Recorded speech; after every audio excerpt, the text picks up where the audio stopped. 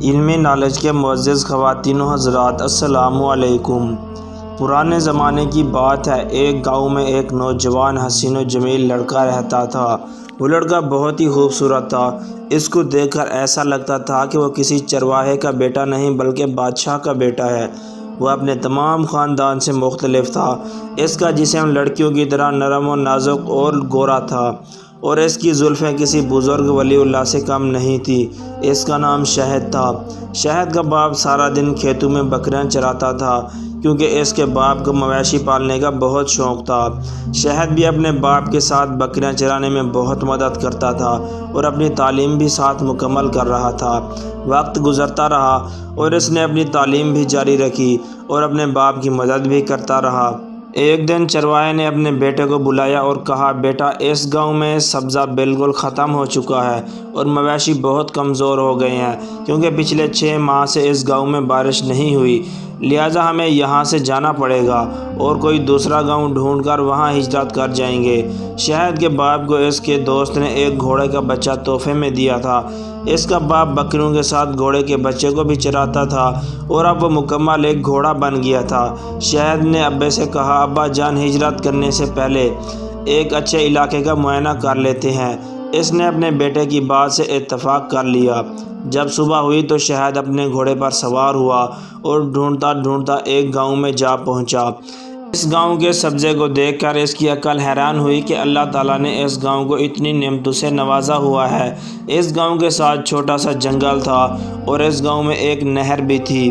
اس نہر کے پانی سے لوگ اپنی فصلوں کو پانی لگاتے تھے اور اپنی ضرورت کا پانی بھی وہاں سے استعمال کرتے تھے، اور اس گاؤں میں بہت امن اور سکون تھا۔ دوپہر کو گاؤں کی عورتیں کپڑے دھونے کے لیے اس نہر پر آتی تھیں۔ شاہد گاؤں کو دیکھ کر بہت خوش ہوا اور اس نے سوچا کہ ابا جان کو جا کر خوشخبری دیتا ہوں کہ اب یہاں رہیں گے۔ جیسے ہی وہ واپس جانے لگا تو اس کی نظر 3 لڑکیوں پر پڑی جو اس کو دیکھ کر مسکرا رہی تھیں۔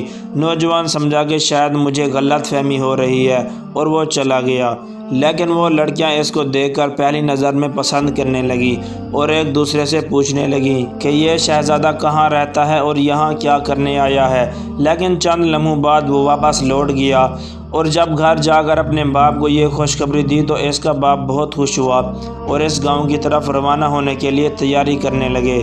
صبح انہوں نے تمام تیاریاں مکمل کر لیں اور گاؤں کی طرف روانہ ہو گئے، اور وہاں پہنچ کر اس کے باپ نے گاؤں کی خوبصورتی کو دیکھا تو اپنے بیٹے سے بہت خوش ہوا، اور اس کا باپ بکریاں چرانے کے لیے ساتھ والے جنگل میں چلا گیا اور اس کا بیٹا اپنا خیمہ تیار کرنے لگا۔ جب شہد نے خیمہ تیار کر لیا تو اپنے گھوڑے پر سوار ہو کر اپنے باپ کے پیچھے جانے لگا، اور جا رہا تھا کہ راستے میں پھر اسے وہ 3 لڑکیاں دیکھ کر ہنس رہی تھیں اور بہت خوش ہو رہی تھیں۔ ان تینوں نے اس جوان کو پسند کر لیا تھا اور آپس میں باتیں کرنے لگیں، میں اس سے شادی کروں گی، تو دوسری کہنے لگی میں اس سے شادی کروں گی۔ جب ان کی باتیں تکرار میں بدل گئیں تو وہ 3 لڑکیاں اس جوان کے پاس آئیں اور اسے کہنے لگیں، ہم تینوں تم سے محبت کرتی ہیں، لیکن تم بتاؤ کس کو پسند کرتے ہو۔ یہ سن کر وہ جوان بڑا حیران ہوا کہ ایک چرواہے کے بیٹے کو کیسے 3 لڑکیاں پسند کر سکتی ہیں۔ وہ تینوں بہت ہی خوبصورت اور حسین و جمیل تھیں۔ ان کی دوستی گاؤں بھر میں مشہور تھی۔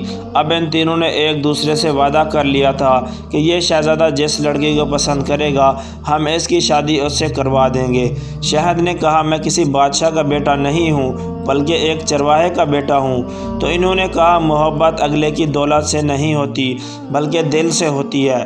یہ سن کر وہ لڑکا بھی خوش ہوا اور کچھ کہے بغیر وہاں سے چلا گیا۔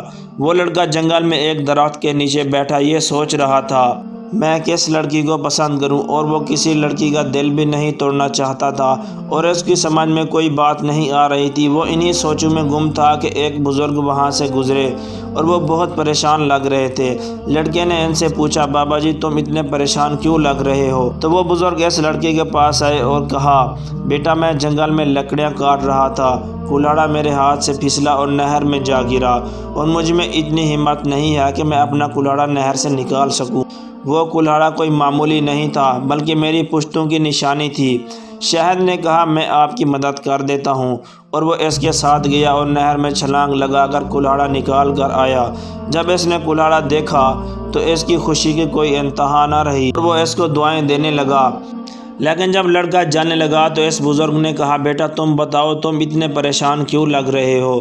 تو اس نے کہا بابا جی میں گاؤں میں نیا آیا ہوں، وہ اللہ کی قدرت کے 3 لڑکیوں نے مجھے آ کر یہ بات کہی، اب مجھے سمجھ نہیں آ رہی کہ میں ان میں سے کس کا انتخاب کروں، کیونکہ میں کسی کا دل بھی نہیں توڑ سکتا اور وہ تینوں بہت ہی خوبصورت اور حسین و جمیل ہیں۔ اس بزرگ نے کہا پریشان ہونے کی کوئی ضرورت نہیں ہے، کل تیرے گھر آؤں گا اور تم ان 3 لڑکیوں کو بلا لینا اور ہم فیصلہ کریں گے کہ کون سی لڑکی تم سے سچی محبت کرتی ہے۔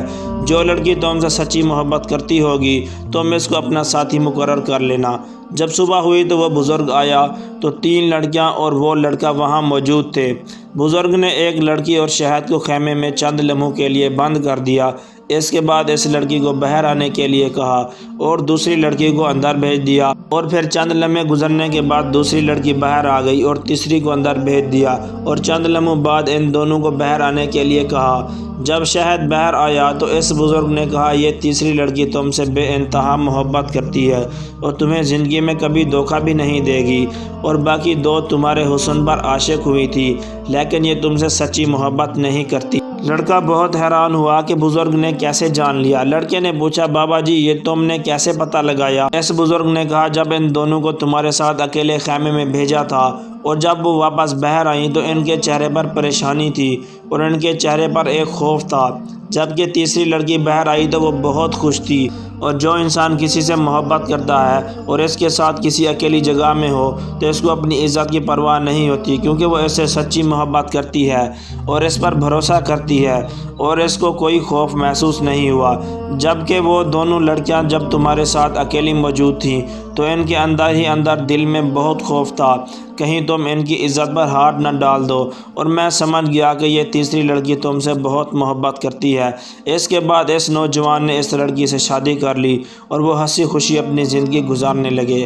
دوستو مزید اس طرح کی دلچسپ ویڈیو دیکھنے کے لیے ہمارے چینل کو سبسکرائب ضرور کیجیے۔ شکریہ۔